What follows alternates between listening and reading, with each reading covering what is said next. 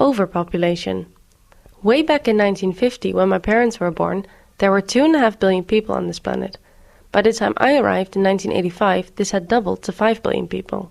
Today, there are roughly 7 billion, and by the time I'll retire, it's expected to be around 10 billion people. That means that it took from the beginning of humanity 200,000 years ago until 1950 to reach 2.5 billion people, but it will only take 100 more years to add 3 times that amount. In other words, the population is growing exponentially. Let me put it differently. By the time you've reached the end of this video, about 300 people have been added to the planet. In an hour from now, there will be 8,500 more people, and this time tomorrow, we'll have 200,000 new pride and joy. 1.4 million per week and 76 million per year. And when there are more people, there are more mouths to be fed.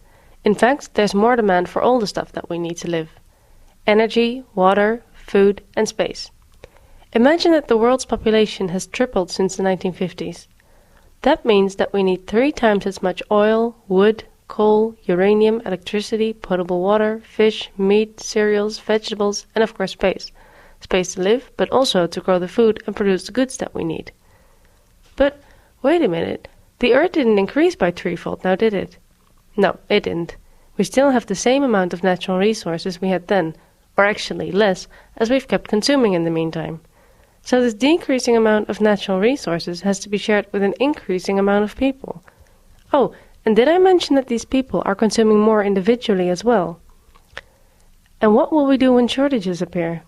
Take water, for instance.